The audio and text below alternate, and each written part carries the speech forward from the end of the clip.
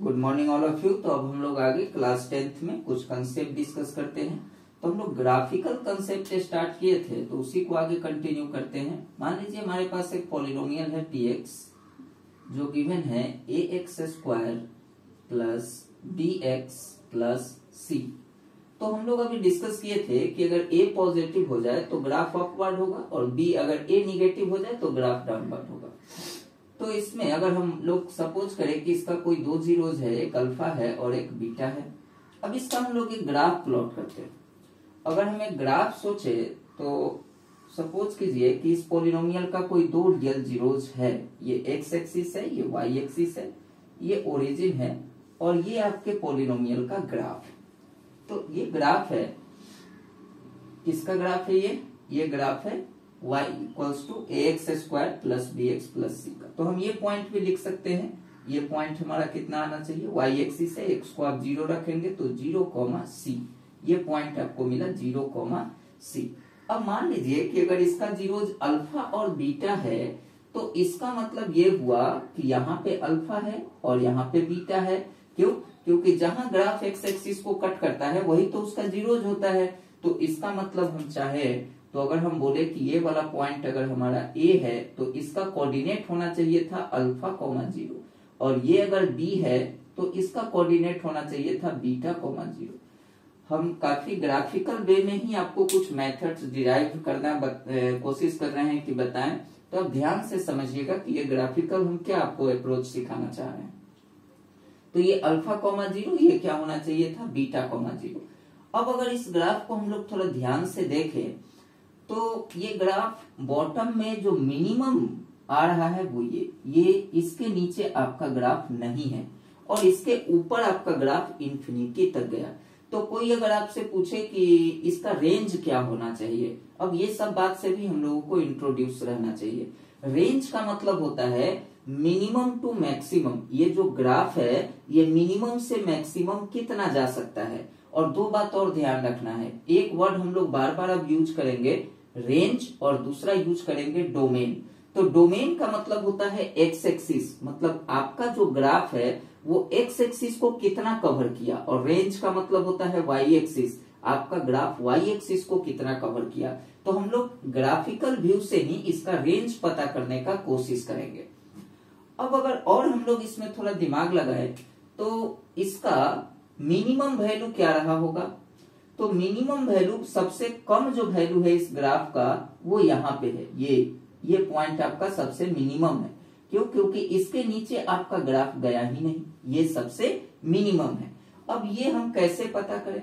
तो एक बात बताइए, ये ग्राफ साइमेट्रिक है। अगर साइमेट्रिक है तो ये वाला जो पॉइंट है वो यहाँ कहीं होगा। एक्स के जगह ये पॉइंट पुट करने पर वाई ये आ रहा होगा। तो ये पॉइंट कितना रहा होगा?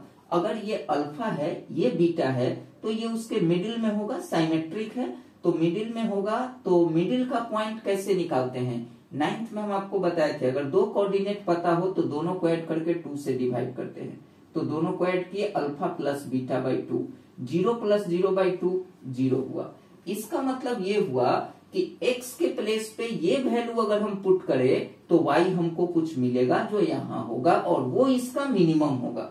अच्छा, तो अब इसका मतलब x के प्लेस पे हमको ये वैल्यू पुट करना है, तो इसको भी हम लोग देखते हैं। x इज इक्वल्स टू हमको क्या पुट करना चाहिए? Alpha plus beta by 2। अच्छा, तो हम लोग क्या सीखे थे कि अल्फा प्लस बीटा का वैल्यू क्या होता था? अल्फा प्लस बीटा होता था -b/a। तो अगर ये -b/a होता था तो इसके पहले तो नीचे 2 भी है, तो इसका मतलब -b/2a। तो यहाँ पे जो x वाला कोऑर्डिनेट आया, पहला कोऑर्डिनेट, अगर हम इसको a पॉइंट कंसीडर करते हैं तो फर्स्ट कोऑर्डिनेट हमारे पास आया -b/2a। अच्छा, इसका मतलब ये कि अभी से हमको एक बात ध्यान रखना है कि कोई भी क्वाड्रेटिक पॉलिनोमियल मिनिमम या maximum value x is equals to -b/2a put करने पर ही देता है। अब दूसरा, इसका मिनिमम या मैक्सिमम वैल्यू होगा क्या? तो x के जगह ये वैल्यू इसमें पुट कर देते हैं, जो आएगा वो हमारा मिनिमम होगा। तो y is equals to x के प्लेस पे अगर ये पुट किए तो a इंटू कितना हो जाएगा? -b/2a और इसका whole square plus b into -b/2a और प्लस कितना होना चाहिए? c। अच्छा, अब इसको थोड़ा अगर हम लोग सॉल्व करें तो a इंटू ये होगा b square by 4a square minus b square by 2a और प्लस c, तो यहाँ पे एक a कैंसिल कर सकते हैं, तो एलसीएम कितना मिला 4a, ये हो गया b square minus 2b square plus 4ac, तो बी स्क्वायर से 2b स्क्वायर माइनस होगा तो माइनस बी स्क्वायर, तो आपके सामने आया 4ac minus b square divided by 4a। और ये जो मेथड आया इसी को हम लोग बोलते हैं मिनिमम और मैक्सिमम वैल्यू। तो मिनिमम निकालना हो या मैक्सिमम निकालना हो, ये मेथड नहीं बदलेगा, तो ये फॉर्मूला अभी से हमको याद रखना है। अब ये कब हमको पॉलिनोमियल देख करके पता चल जाएगा कि उसका मिनिमम आएगा या मैक्सिमम आएगा, वो भी हम लोग अभी डिस्कस करेंगे। तो दूसरा पॉइंट हमारा क्या आया, दूसरा पॉइंट आया 4ac minus b square divided by 4a। अब ये हमारा दूसरा पॉइंट आ गया, और इसको हम लोग वर्टेक्स ऑफ पैराबोला भी बोलते हैं, क्योंकि ये शेप पैराबोलिक है, तो इस पॉइंट को हम इसका क्या बोलते हैं, वर्टेक्स।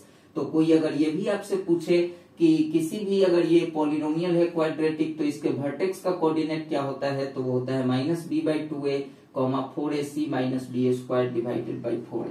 अब और इसके आगे थोड़ा दिमाग लगाते हैं, इसके आगे और क्या क्या बात दिमाग लगा सकते हैं। तो इसके बाद हम लोग सोच सकते हैं कि अभी इसके बाद हम आपको जो चैप्टर पढ़ाने वाले हैं क्वाड्रेटिक इक्वेशन, तो उसमें बेसिक में ही हम लोग सीखेंगे कि बेसिकली अगर कोई polynomial ax square plus bx plus c हो, तो इसमें हम लोग एक बात निकालते हैं d, और d को बोलते हैं डिस्क्रिमिनांट। तो डिस्क्रिमिनांट जो होता है वो होता है b square minus 4ac, b square minus 4ac। अब अगर आप थोड़ा ध्यान से देखें तो ये भी वैसा ही है, बस माइनस का डिफरेंस है। अगर हम इसमें से माइनस को कॉमन ले ले तो ये भी बन जाएगा b square minus 4ac divided by 4a। तो आप तो इसको d लिख सकते हैं, क्योंकि d इक्वल होता है बी स्क्वायर माइनस 4ac, तो ये बन जाएगा minus b divided by 4a। तो इसी को हम लोग दूसरे वे में ऐसा भी लिख सकते थे कि ये जो पॉइंट है ये है minus b by 2a comma minus d divided by 4a, और यही आप आर डी शर्मा बुक में लिखा हुआ देखते हैं पैराबोला के वर्टेक्स के नीचे, तो आप कंफ्यूज होते थे कि ये कहां से आया। तो एक्चुअली ये आपका रेंज है। अब इस पर हम लोग एक दो क्वेश्चन प्रैक्टिस करते हैं, फिर आगे कंसेप्ट डिस्कस करते हैं। अब एक बात और इसमें जो इम्पोर्टेंट है वो ध्यान रखना चाहिए। मान लीजिए हम आपके सामने एक पॉलिनोमियल लिख रहे हैं px equals to x square plus x plus 1। कोई आपसे पूछा कि इसका रेंज बताइए, इस पॉलिनोमियल का रेंज बताइए। तो अगर हमको इसका रेंज बताना है, मतलब इसका मिनिमम और मैक्सिमम वैल्यू सोचना है, आप एक बात और ध्यान रखिएगा, अगर एक्स स्क्वायर का कोफिशिएंट पॉजिटिव रहा तो ये हमेशा मिनिमम वैल्यू ही देगा, मैक्सिमम इसका इंफिनिटी होगा। ऐसा क्यों? ऐसा इसलिए क्योंकि अगर एक्स स्क्वायर का कोफिशिएंट पॉजिटिव रहा तो ग्राफ हमेशा अपवर्ड बनेगा, और अपवर्ड बनेगा तो आपको बस मिनिमम ही मिलेगा। लेकिन अगर एक्स स्क्वायर का कोफिशिएंट निगेटिव होता तो ग्राफ कुछ ऐसा बनता। अब ऐसा बनता तो ये सबसे ऊपर का पॉइंट है, यानी मैक्सिमम आता, और मिनिमम इस केस में इंफिनिटी हो जाता। तो ये दो बात ध्यान रखना है। तो इसमें तो एक्स स्क्वायर का कोफिशिएंट पॉजिटिव है, इसलिए हमको क्या मिलेगा, हमको मिनिमम मिलेगा। अच्छा, मिनिमम कितना मिलेगा, तो मिनिमम वैल्यू कितना होता है, मीन वैल्यू कहाँ मिलता है हमको, तो मीन वैल्यू मिलता है x के जगह माइनस बी बाई 2a रखने पे। तो x इज इक्वल्स टू, यहाँ a क्या है 1, b क्या है 1 और c क्या है 1, तो माइनस बी बाई 2a मतलब माइनस 1 बाई 2 हो गया। तो x के प्लेस पे माइनस 1 बाई 2 रखेंगे तो हमको मिनिमम मिलेगा। तो अगर हम इसमें रख दे तो p of minus 1 by 2 equals to minus 1 by 2 का square 1 by 4 minus 1 by 2 plus 1, तो ये बन गया 1 बाई 4 प्लस 1 बाई 2, एलसीएम हो गया 4, 1 प्लस 2 तो 3 बाई 4। इसका मतलब ये हुआ कि इसमें आप x के जगह कोई भी नंबर पुट कीजिए दुनिया का, इससे छोटा नंबर आपको नहीं मिलेगा। तो माइनस 3 बाई 4 इसका मिनिमम वैल्यू हो गया, और मैक्सिमम कितना हो गया, इंफिनिटी। तो रेंज क्या बोलेंगे, रेंज बोलेंगे 3 by 4 to infinity, 3 by 4 to infinity इसका रेंज हो गया। तो आई होप आपको मैक्सिमा और मिनिमा समझ में आया होगा। Okay, thank you all of you.